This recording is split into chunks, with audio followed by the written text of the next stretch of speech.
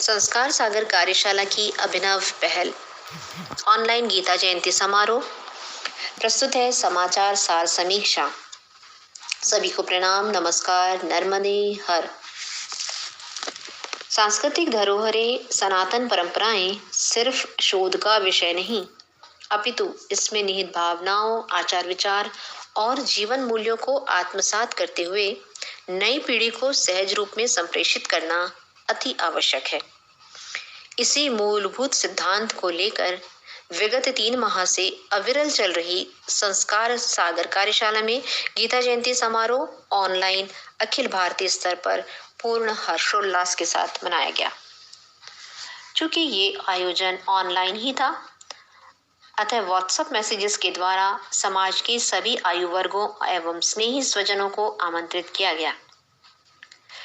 श्रीमद् भगवद गीता के महात्मा पर केंद्रित इस आयोजन में गीता सार जीवन का आधार इस शीर्षक के माध्यम से वरिष्ठ श्रेणी से लेख आमंत्रित किए गए थे।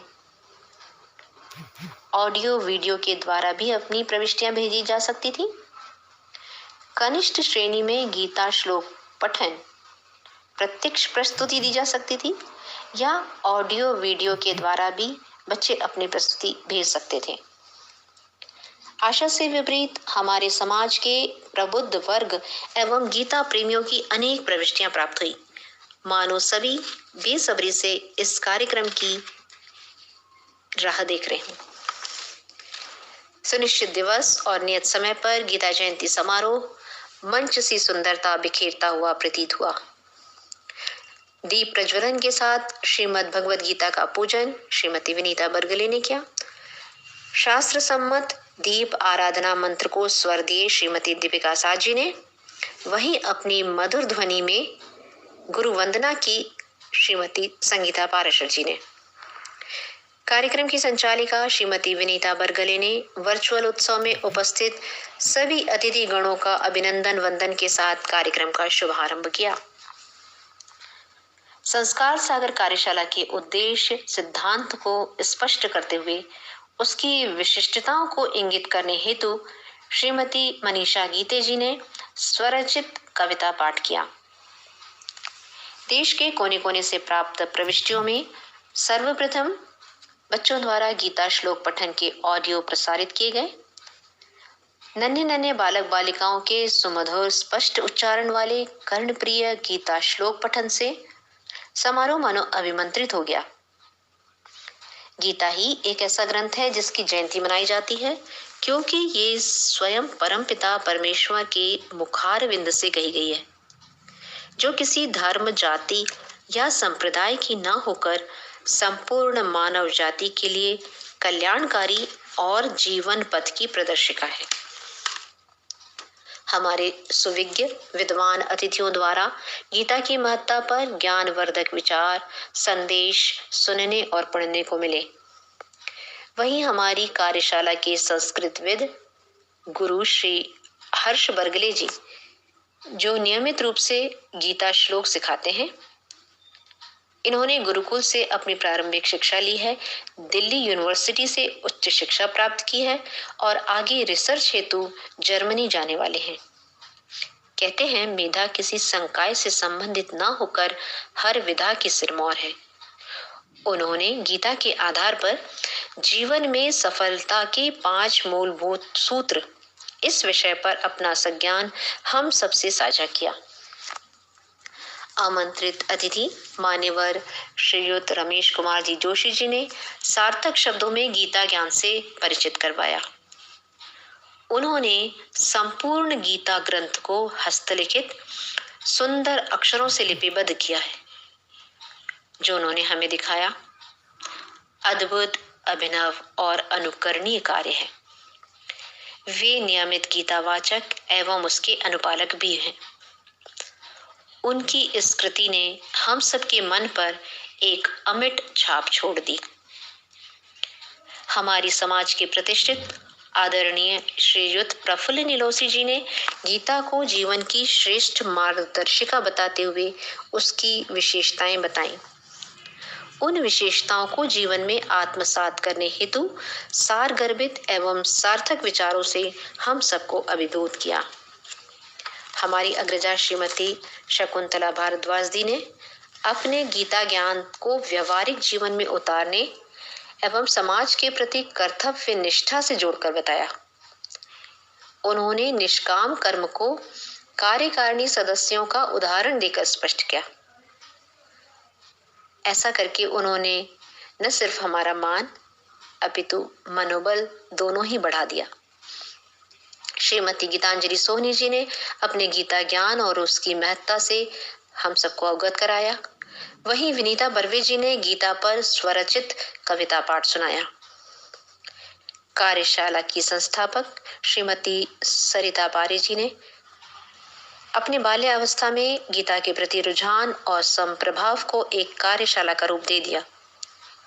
संस्कृति के प्रति उनका प्रेम एवं गीता पठन में रुचि ने इस कार्यशाला की नींव रख दी। बच्चों को अपने संस्कारों से अभिसिंचित करना, प्रेरित करना हम सबका दायित्व है। आयोजन के अंतिम चरण में ऑनलाइन प्रसारण समिति के सदस्यों का परिचय करवाया। सभी पीले रंगों के वस्त्रों में थे, अर्थात पीतांबरी श्री कृष्ण के रंग में रख दी।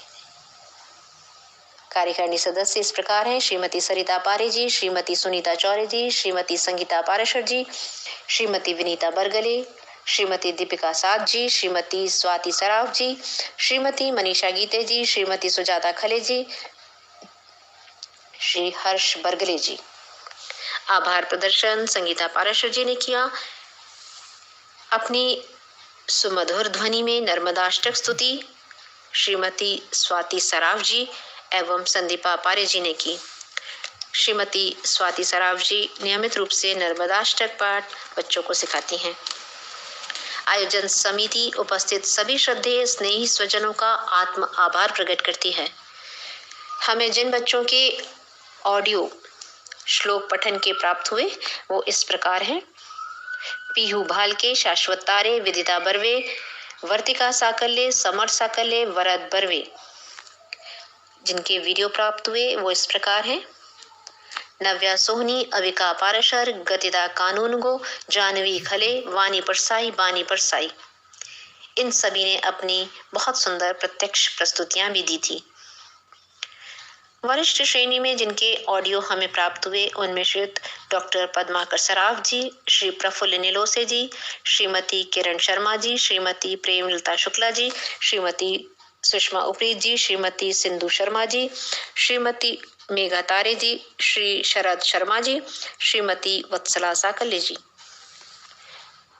वरिष्ठ श्रेणी में जिनके लेख हमें व्हाट्सएप ग्रुप पर प्राप्त हुए वो इस प्रकार हैं: सर्वश्री डॉक्टर श्री पद्माकर सराफ जी, श्री प्रफुल्ल निलोसे जी, श्री प्रशांत पारे जी, श्री हरीश चंद्र गार्गव जी, श्रीमती प्रेमलता शुक्ला जी, श्रीमती सुरेखा पारे जी, श्रीमती वत्सला साकल्य जी, श्रीमती किरण शर्मा जी, श्रीमती सरिता पारे जी, श्रीमती विनीता बर्वे जी, श्रीमती लक्ष्मी पारे जी, श्रीमती मीनाक्षी भालके जी, श्रीमती वसुंधरा फडणवीस जी। सभी को बहुत बहुत धन्यवाद।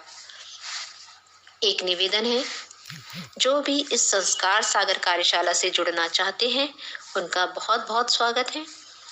जो अपनी प्रत्यक्ष उपस्थिति नहीं दे सकते वे हमारे संस्कार सागर कार्यशाला व्हाट्सएप ग्रुप से भी जुड़ सकते हैं। वहां हम गीता श्लोक, दैनिक प्रार्थना मंत्र, नर्मदाष्टक के ऑडियो शेयर करते हैं। इस तरह आप जुड़कर इस कार्यशाला से लाभान्वित हो सकते हैं। आइए हम सब मिलकर नई पीढ़ी को एक नई दिशा दें। बहुत बहुत धन्यवाद। प्रणाम। नर्मदे हर। ओम श्री परमात्मने नमः।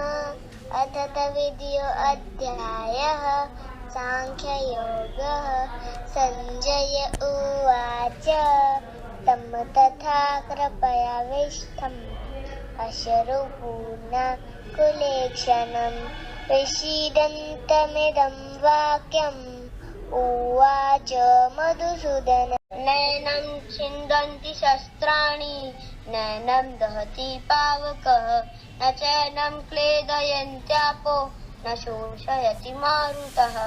इसका अर्थ, इस आत्मा को शस्त्र नहीं काट सकता, इसको आग नहीं जला सकती, इसको जल नहीं गला सकता और वायु नहीं सुखा सकती। आत्मा अजर अमर है। नर्मदे हर हर हर। भवान् भीष्मश्च कर्णश्च कृपश्च सुमितिञ्जयः अश्वत्थामा विकर्णश्च सोमदत्तस्तथैव च अन्ये च बहवः शूरा मदर्ते त्यक्तजीविता नानाशस्त्रप्रहरणाः सर्वे युद्ध विशारदा। धन्यवाद। मेरा नाम गीता कानूनगो है और सबको मेरी तरफ से नर्मदे हर। ममे वांशो जीवलोके जीवभूतः सनातनः मनःषष्ठानि इंद्रियाणि प्रतिष्ठानि कर्षति।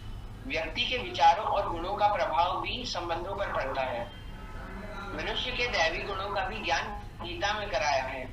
अभयम सत्व संशुद्धि ज्ञान योग व्यवस्थिति दानम दमश्च यज्ञश्च स्वाध्यायस्तप आर्जवम् अहिंसा सत्यम अक्रोधः त्यागः शान्तिर्पैशुनम् दया भूतैश्च लोलुप्त्वम् माधवम् धीरचापलम् तेजः क्षमा धृतिः शौचम् अद्रोहो नातिमान्विता भवन्ति सम्पदः देवीम् अभिजातस्य भारत।